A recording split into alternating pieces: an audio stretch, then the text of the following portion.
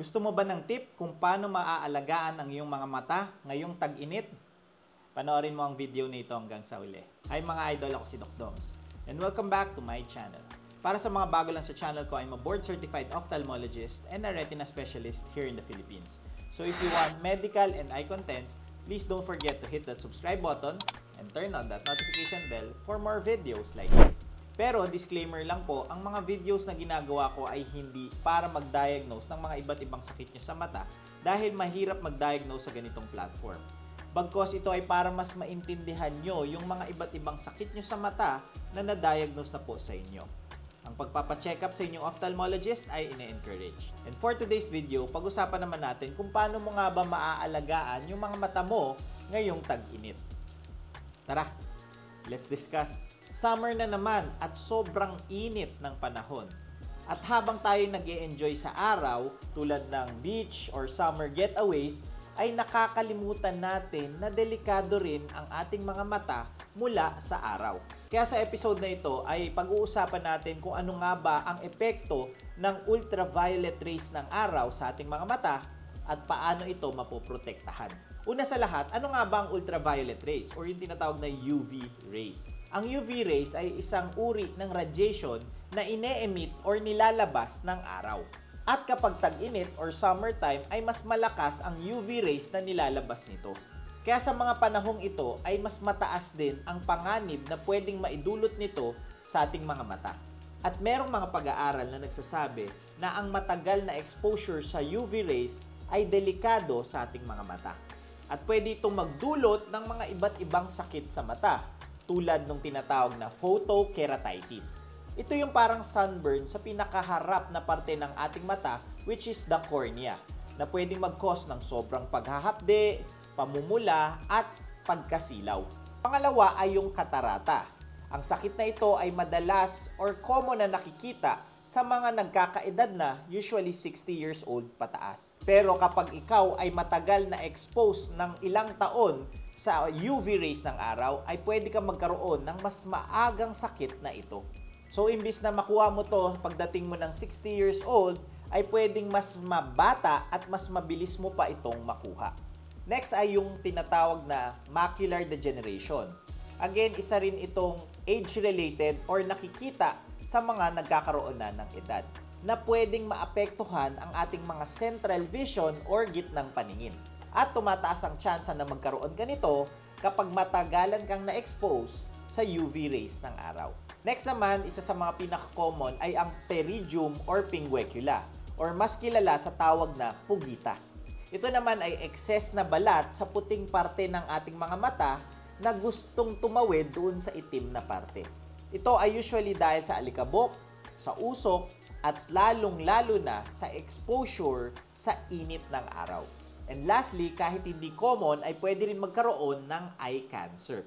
Tulad ng epekto ng UV rays sa balat na pwede magkaroon ng skin cancer, ay pwede rin magkaroon ng cancer sa ating mga mata. Meron na nga pala akong mga videos about sa mga iba't ibang sakit na ito na pwede nyong panoorin para sa mas komprehensibong discussion about dito. At yung iba pang pwedeng epekto ng sunlight or sikat ng araw sa ating mga mata. Lahat tayo ay pwede maapektuhan, pero mas delikado ito sa mga bata dahil mas malaki ang daanan ng ilaw papasok sa kanilang mga mata kesa sa mga matatanda. Kaya mas maraming UV rays ang pwedeng pumasok sa loob ng kanilang mga mata. Yung mga outdoor workers tulad ng mga magsasaka, mangingisda, construction workers, mga tricycle drivers, at iba pa. Dahil sa kanilang mga trabaho na hindi maiiwasang kailangan bumilad sa ilalim ng araw.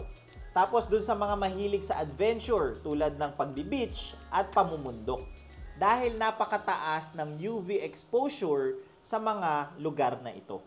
At sa mga may family history ng mga nabanggit ko tulad ng maagang katarata at macular degeneration, dahil mas mapapabilis at mapapalala nito ang pagkakaroon ng ganitong sakit. So, paano nga ba ito mapoprotektahan at maiiwasan? Siyempre, ang pinaka-importante ay yung maprotektahan ang ating mga mata mula sa sinag ng araw.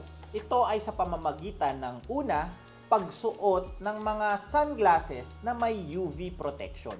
Hindi yung basta-basta lamang na sunglasses, kundi dapat yung may 100% UV protection. Hindi sapat yung tinted lamang. Dahil ang tamang salamin ay dapat yung may 100% protection from UVA or UVB. Nang sa ganon ay siguradong nabablock nito ang UV mula sa pagpasok sa ating mga mata. Pangalawa ay pwede ka rin magsuot ng mga wide brim na hat or sombrero. Yung kayang takpan yung ating mga mata kapag lalabas tayo sa arawan. Nakakatulong ito para mabawasan yung diretsyong pagtama ng ilaw sa ating mga mata. Pero syempre, mas effective kung isasabay mo ito sa pagsuot ng mga sunglasses na may UV protection. Kung walang sombrero or sunglasses, ay pwede rin kayong gumamit ng payong kung gusto nyong maprotektahan ang inyong mga mata mula sa init ng araw. Pangatlo, kung kaya naman ay iwasang lumabas sa oras na sobrang tirik ang araw. Mga 10 AM to 4 PM dahil ito yung oras na pinakamatindi ang sikat ng araw. At wag na wag nyong tititigan ng direkta ang araw dahil alam naman natin na nakakasama ito sa mata at pwede itong makasunog ng retina na pwedeng mag-lead sa pagkabulag. Kahit nakapag-eclipse, dapat meron kayong suot na proteksyon kapag tititigan nyo ito. At pwede rin magpatak ng mga lubricant or artificial tears sa inyong mga mata para maiwasan ang mabilis na pagkatuyo nito. Dahil alam naman natin na ang mainit na panahon ay pwedeng mag-cause ng mabilis na pagtuyo ng mga tubig sa ating mga katawan, kasama na dyan ang ating mga mata. Ano pa ba yung mga importante nyong kailangan pang malaman? Hindi porket hindi maaraw at maulap, ay hindi ka na maaapektuhan ng UV rays ng araw. Dahil tumatagos pa rin ito sa ulap at pwede pa rin itong makasira sa ating mga mata.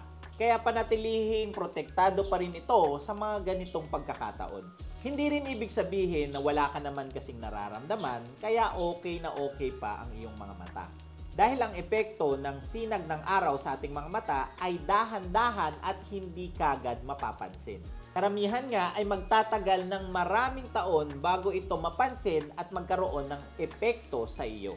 Unless na nga lang natitigan mo ng diretsyo at matagal ang araw na pwedeng mag-cause ng mabilis na pagkabulag. So, hindi ka dapat magpakampante dahil lamang wala kang nararamdaman. And lastly, hindi porket may kulay or tint yung salamin mo ay meron na rin itong protection. Tulad ng nasabi ko kanina, ang salamin dapat ay may 100% UV protection para maprotektahan ang pagpasok ng UV light sa inyong mga mata. Dahil hindi lahat ng tint or kulay ng salamin ay kayang i-block ang UV rays mula sa araw. At bukod sa external protection ay pwede rin nating matulungan ang ating mga mata sa pamamagitan ng pagkain ng mga masusustansyang pagkain. Tulad ng mga pagkaing rich in vitamins A, C, E, zinc, lutein at zeaxanthin at omega-3 fatty acids.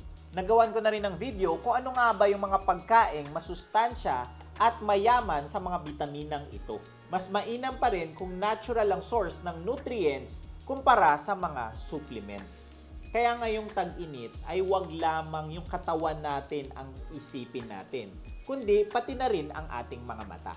Protektahan natin ito laban sa UV rays sa pamamagitan ng pagsuot ng salamin, sombrero at pagkain ng mga masusustansyang pagkain. At huwag magdalawang isip na magpakonsulta ng regular sa inyong mga ophthalmologists, lalo na kung meron na kayong nararamdaman. Huwag na huwag nyo ito ipasawalang bahala. And that's it for today's video. Ngayon, alam nyo na yung mga pwede nyong gawin para maprotektahan ang inyong mga mata ngayong tag-init. Please don't forget to like, comment kung may mga questions or suggestions kayong topics, subscribe, and hit that notification bell for more medical and eye contents. Ngayon, mas may alam ka na. Ako po si Doc Doms. See you on my next video.